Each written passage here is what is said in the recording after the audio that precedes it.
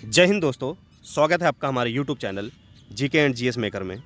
आज का हमारा टॉपिक बहुत ज़्यादा इम्पोर्टेंट और इंटरेस्टिंग साबित होने वाला है, तो इस वीडियो को शुरू से अंत तक देखिएगा क्योंकि ये सारे क्वेश्चन दोस्तों बहुत ही ज़्यादा इंपॉर्टेंट साबित होने वाले हैं। आज का हमारा टॉपिक महत्वपूर्ण अनुच्छेद और इम्पॉर्टेंट आर्टिकल से है दोस्तों। ये सारे वो महत्वपूर्ण अनुच्छेद हैं दोस्तों जो हर साल किसी न किसी एग्ज़ाम में रिपीट किए जा रहे हैं। तो ये सारे आर्टिकल बहुत इंपॉर्टेंट हैं, तो इसको शुरू से अंत तक देखिएगा। तो चलिए वीडियो शुरू करते हैं दोस्तों। तो वीडियो शुरू करने से पहले हमारे चैनल को लाइक और सब्सक्राइब करना ना भूलिए। तो चलिए महत्वपूर्ण अनुच्छेद शुरू करते हैं। वर्तमान समय में भारतीय संविधान में गणना की दृष्टि से कितने अनुच्छेद तथा अनुसूचियां हैं? तो वर्तमान समय में कितने अनुच्छेद और अनुसूचियां हैं दोस्तों? तो इसका राइट आंसर क्या होगा? इसका राइट आंसर होगा ऑप्शन सी, 395 अनुच्छेद और 12 अनुसूचियां। याद रखिएगा दोस्तों, वर्तमान समय में 395 अनुच्छेद और 12 अनुसूचियां हैं। और अगर मूल संविधान में पूछ ले दोस्तों, तो मूल संविधान में 395 अनुच्छेद और मूल संविधान में आपसे अगर पूछ लेगा 395 अनुच्छेद और 8 अनुसूचियां थी। ठीक है दोस्तों, वर्तमान में चार बढ़ गई तो 12 हो गई। 395 वर्तमान में, 12 अनुसूचियां, और मूल संविधान में 395 अनुच्छेद और 8 अनुसूचियां।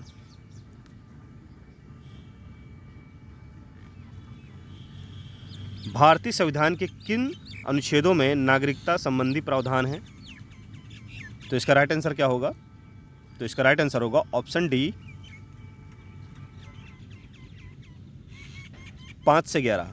याद रखिएगा दोस्तों, अनुच्छेद 5 से 11 में भारतीय संविधान के नागरिकता संबंधी प्रावधान है।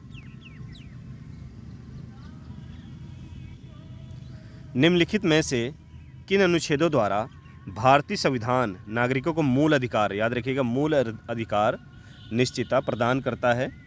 तो इसका राइट आंसर क्या होगा? तो इसका राइट आंसर होगा ऑप्शन ए,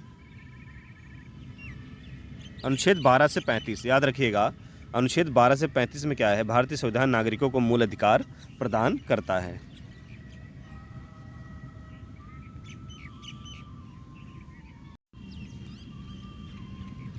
भारतीय संविधान का कौन सा अनुच्छेद अस्पृश्यता का उन्मूलन करता है तथा किसी भी रूप में इसके आचरण का निषेध करता है? तो किस अनुच्छेद में भारतीय संविधान के किस अनुच्छेद में अस्पृश्यता, या इसको छुआछूत भी कह सकते हैं, का उन्मूलन करता है? तो इसका राइट आंसर क्या होगा दोस्तों? तो इसका राइट आंसर होगा ऑप्शन ए, अनुच्छेद 17 में। याद रखिएगा दोस्तों, अनुच्छेद 17 में अस्पृश्यता या छुआछूत का प्रावधान है।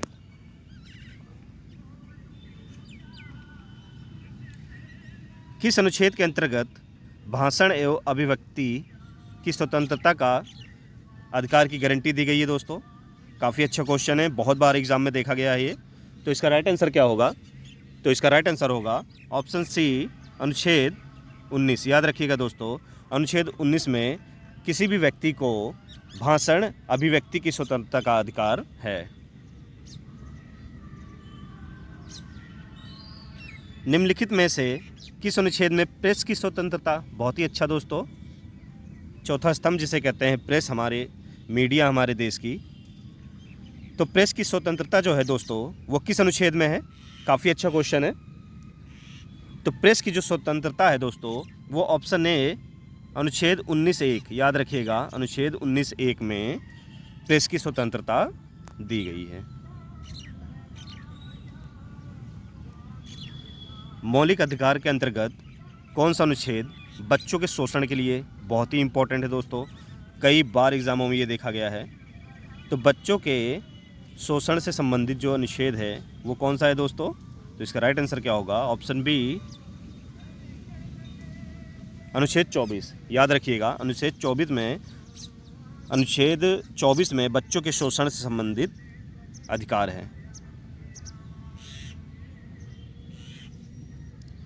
निम्नलिखित में से किस अनुच्छेद में अल्पसंख्यकों के हितों की संरक्षण की व्यवस्था की गई है दोस्तों? काफ़ी अच्छा क्वेश्चन है। तो इसका राइट आंसर क्या होगा? तो इसका राइट आंसर होगा दोस्तों ऑप्शन डी, अनुच्छेद 29। याद रखिएगा, अनुच्छेद 29 में अल्पसंख्यकों के हितों की संरक्षण की व्यवस्था की गई है। कौन से अनुच्छेद के अंतर्गत भारत का सर्वोच्च न्यायालय नागरिकों के मौलिक अधिकार की रक्षा करता है दोस्तों? बहुत ही इंपॉर्टेंट क्वेश्चन है। तो इसका राइट आंसर क्या होगा दोस्तों? तो इसका राइट आंसर होगा ऑप्शन ए 32। याद रखिएगा, अनुच्छेद 32 जो है सर्वोच्च न्यायालय नागरिकों के मौलिक अधिकार की रक्षा करता है।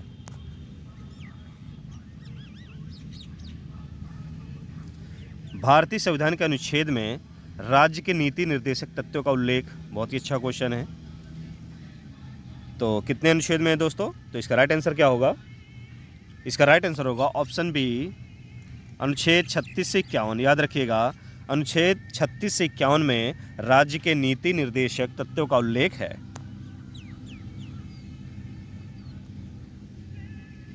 कौन सा अनुच्छेद राज्य सरकारों को ग्राम पंचायत के गठन का निर्देश देता है दोस्तों?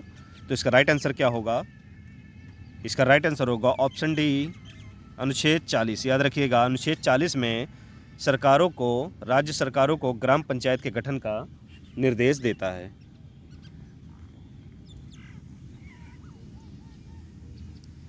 बयालीसवें संशोधन द्वारा संविधान की किस अनुच्छेद में मौलिक कर्तव्यों को जोड़ा गया? बहुत ही अच्छा क्वेश्चन है दोस्तों।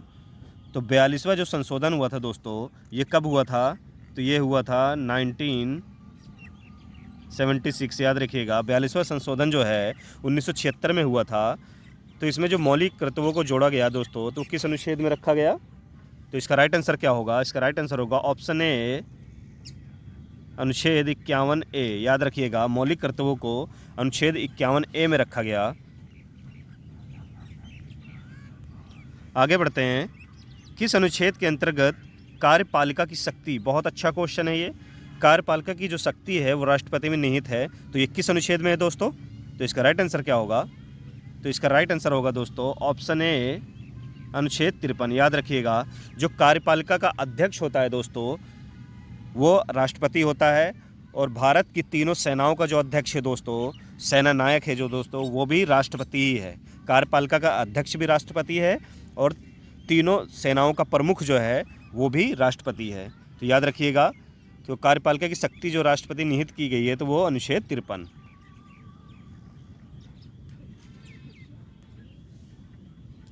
किस अनुच्छेद के अंतर्गत भारत के राष्ट्रपति पर महाभियोग चलाया जा सकता है? तो इसका राइट आंसर क्या होगा दोस्तों? बहुत अच्छा क्वेश्चन है। किस अनुच्छेद के अंतर्गत भारत के राष्ट्रपति पर महाभियोग चलाया जा रहा है? तो इसका राइट आंसर क्या होगा? ऑप्शन सी, अनुच्छेद 61।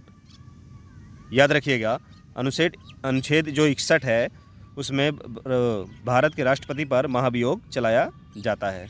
एक चीज़ याद रखिएगा दोस्तों, अभी तक किसी भी राष्ट्रपति पर महाभियोग नहीं लगा है। ठीक है, नहीं लगा है, किसी के ऊपर भी नहीं लगा है।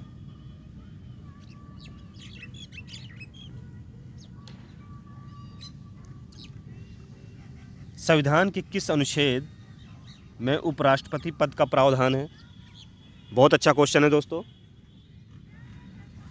तो उपराष्ट्रपति पद का जो प्रावधान है दोस्तों वो किस में है दोस्तों? याद रखिएगा, ऑप्शन डी, अनुच्छेद 63। याद रखिएगा, उपराष्ट्रपति का जो प्रावधान है दोस्तों वो किस में है? अनुच्छेद 63।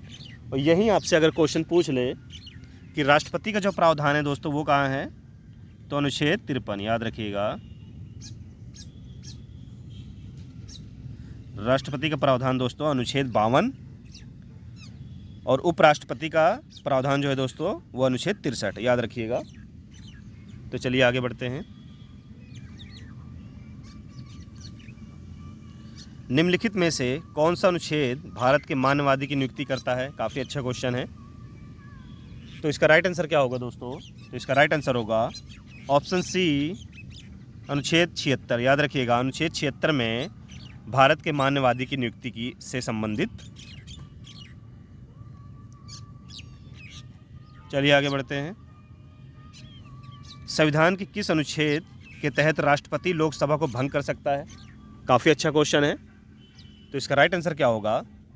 तो इसका राइट आंसर होगा दोस्तों ऑप्शन बी, अनुच्छेद 85। याद रखिएगा, अनुच्छेद जो 85 है, संविधान के राष्ट्रपति लोकसभा को भंग कर सकता है दोस्तों। और राष्ट्रपति जो भंग करता है दोस्तों, वो तो किसकी सलाह पे करता है? तो प्रधानमंत्री की सलाह पे ही लोकसभा को भंग कर सकता है।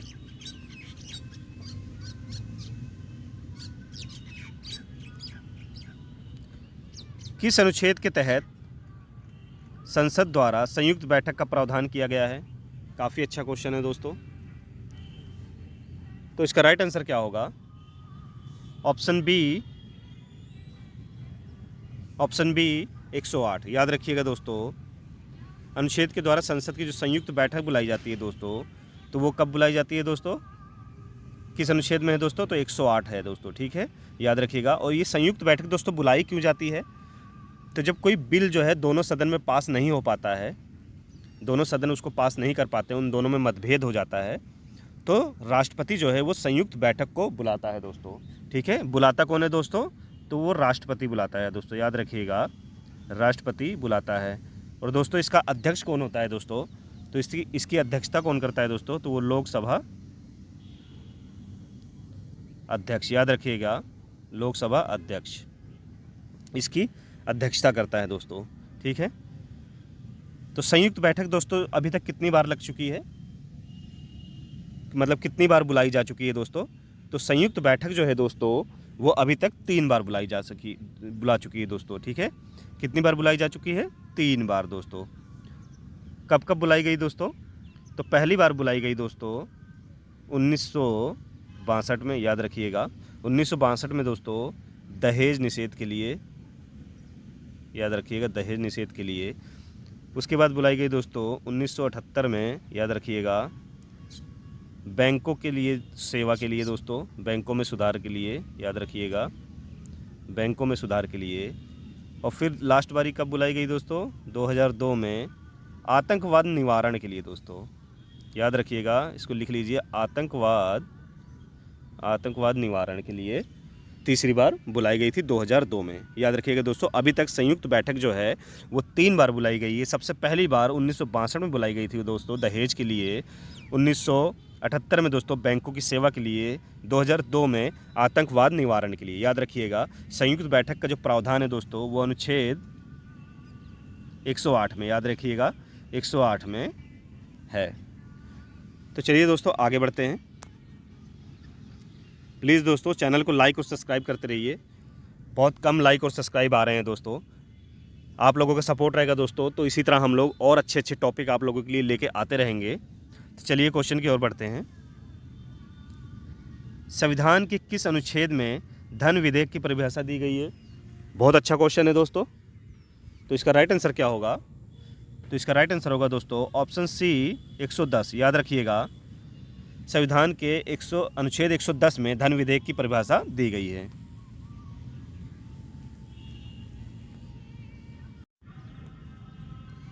संविधान के किस अनुच्छेद में सर्वोच्च न्यायालय के न्यायाधीश पर महाभियोग चलाए जाने का प्रावधान है? काफ़ी अच्छा क्वेश्चन है, यह भी कई बार एग्जाम में देखा गया है। तो जो सर्वोच्च न्यायालय जो होता है, सुप्रीम कोर्ट होता है, कि न्यायाधीश पर महाभियोग चलाने का प्रावधान किस अनुच्छेद में है दोस्तों? तो इसका राइट आंसर क्या होगा? Option C 124। अनुच्छेद 124 में जो है वो सर्वोच्च न्यायालय के न्यायाधीश पर महाभियोग चलाए जाने का प्रावधान है दोस्तों, ठीक है, याद रखिएगा। अभी तक दोस्तों ऐसे कौन से न्यायाधीश हैं सर्वोच्च न्यायालय के जिन पर महाभियोग चलाया गया दोस्तों? तो वो दोस्तों कौन है? वी स्वामीनाथन। याद रखिएगा दोस्तों, वी स्वामीनाथन, ठीक है दोस्तों, नाथन। इनके पर दोस्तों महाभियोग चलाया गया था, पर महाभियोग लग नहीं पाया था दोस्तों। किस लिए? क्योंकि 2/3 बहुमत उनके ऊपर पारित नहीं हो पाया था। इन पे महाभियोग लगाया क्यों गया था दोस्तों? तो इन पे जो है अवैध घर, मतलब जो सरकारी आवास था, उस पर कब्जा करने के लिए इन पे महाभियोग चलाया गया था, पर महाभियोग चल नहीं पाया दोस्तों, तो इन पे लग नहीं पाया। तो इसलिए दोस्तों अभी तक भारत में किसी भी जज या किसी भी न्यायाधीश पर महाभियोग नहीं लग पाया दोस्तों, ठीक है। तो वी स्वामीनाथन जो थे दोस्तों उस समय 1990 में पंजाब और हरियाणा के न्यायाधीश थे। तो चलिए आगे बढ़ते हैं।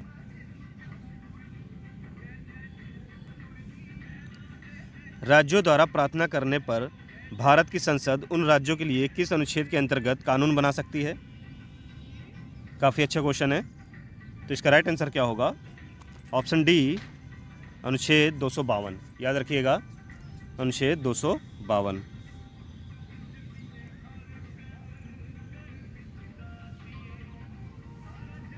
किस अनुच्छेद में बताया गया कि संपत्ति का अधिकार संवैधानिक अधिकार है? काफ़ी अच्छा क्वेश्चन है। तो इसका राइट आंसर क्या होगा? संपत्ति का अधिकार जो है वो संवैधानिक अधिकार है, वो किस अनुच्छेद में बताया गया है? तो ऑप्शन डी, अनुच्छेद 300। अनुच्छेद 300 का में ये बताया गया है कि संपत्ति का अधिकार संवैधानिक अधिकार है दोस्तों। ठीक है, याद रखिएगा। क्या किया गया 44वें संविधान संशोधन में? 44वें संविधान संशोधन में दोस्तों कब हुआ था ये? 1978 में। इसमें क्या किया गया दोस्तों? संपत्ति के अधिकार को, जो मूल अधिकार था, तो उसको समाप्त कर कर संवैधानिक अधिकार बना दिया गया दोस्तों। ठीक है, संवैधानिक अधिकार बना दिया गया। तो ये कब इसको क्या किया गया?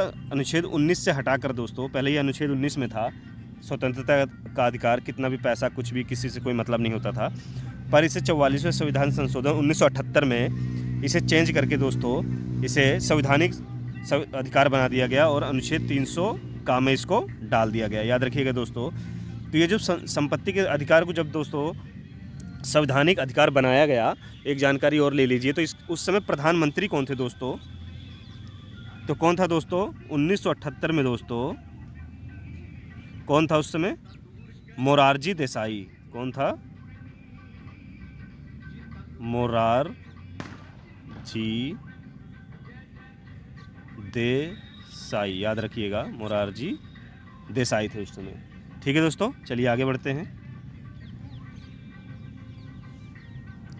किस अनुच्छेद के अंतर्गत वित्त आयोग का गठन का प्रावधान है दोस्तों? काफ़ी अच्छा क्वेश्चन है। तो इसका राइट आंसर क्या होगा? अनुच्छेद 280। ऑप्शन ए, अनुच्छेद 280। याद रखिएगा दोस्तों, संपत्ति का अधिकार जो है दोस्तों, वित्त आयोग का गठन जो है दोस्तों का प्रावधान किस अनुच्छेद में? तो अनुच्छेद 280। किस अनुच्छेद के तहत केंद्र सरकार राज्य सरकारों को निर्देश दे सकती है दोस्तों? काफ़ी अच्छा क्वेश्चन है। तो इसका राइट आंसर क्या होगा? ऑप्शन सी, अनुच्छेद 256। याद रखिएगा।